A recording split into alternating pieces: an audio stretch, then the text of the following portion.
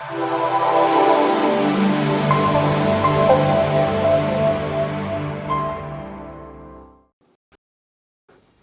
сайн байцгаана. Тэгэхээр энэ удаад бид нар барилгын эрчим хүчний үнэлгээ хийхэд ямар төрлийн багаж тоноод хөрөмжүүдийг ашигладаг, тэдгээрийн үр дүн ашиглаад ямархуу үнэлгээ дүгнэлт тэрнээс хамааруулаад цаашид авах арга хэмжээнүүд юу байх вэ гэдэг талаар мэдээлэл өгсөн юм аа. За тэгэхээр энэ дээр нэлээд олон төрлийн багажнуудын талаар бид өнөөдөр ярина. Мэдээж хамгийн түрүүнд байх ёстой үзүүлэлт бол дотор агаарын температур чиглэлийг хэмжих асуудал байдаг. За энэ багжийг ерөнхийд нь гигрометр гэд нэрлэдэг.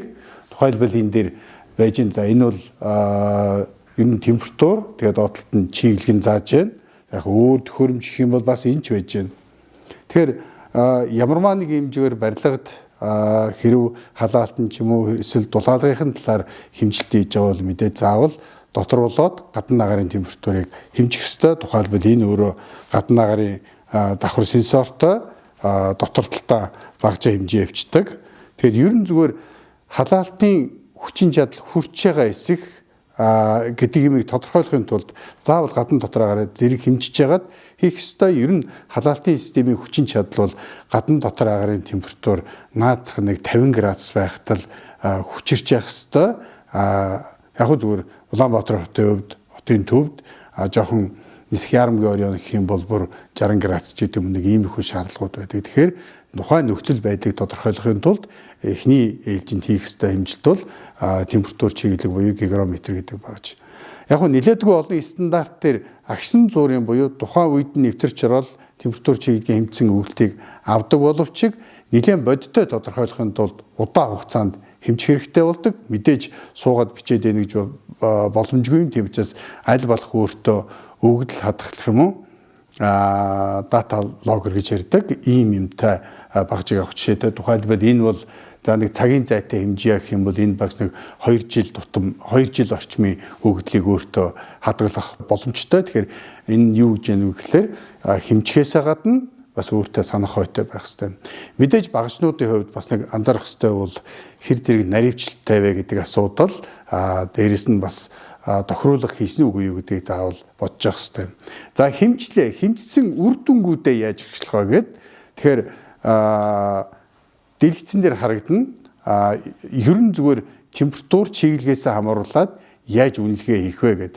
Тэгэхээр ер нь хүмүүс янз янзаар ярьдаг боловч яг гэрийн температур тухайлбал орон сууцны хувьд дийлэнх олон нийтийн барилга гээл да одоо цэцэрлэг, сургууль, эмнэлгүүдийн барилгын хувьд гэх юм бол ерөнхийдөө нэг 20-22 градус л хамгийн тохиромжтой байдаг. Харин чиглэлийн хувьд бол нэлээ асуудалтай. Яагаад гэвэл бид нар эрүүл ахуйн хувьд бол 30-60% чиглэлтэй байх ёстой гэж зөвлөдөг боловч яг бодит байдал дээр эрсдэл суур амьсгал нэг ялангуяа манай өвлийн үйлрэлд гадна агаарт бол нэг чиг гэдэг юм байдгүй. Тэгтээ агаар зэрэлт хийхийг шаарддаг. Бид нар өрөөнийхөө чиглэлийг өвлийн үйлрэлд агаар зэрэлтийн голлох индикатор болгож ашиглаж болдог. Ер нь зүгээр нэг 20%-аас дээш өрөөний харьцангуй чиглэлийг их л болоод байх юм бол манай агаар зэрэлт ер нь ажиллахгүй байна гэд урьдчилан дүгнж болно. Тэгтээ тэр нь одоо ямар нэгэн тийм хоол унд хийж явах үед ч гэдэм үү те юм угааж явах үед биш ердөө нөхцөл дээрэс нь энэ хэмжилтүүдийг нэг 8 цаг юм уу 24 цаг хийгээд тэрнийхээ дунджаар үнэлгээ хийдэг.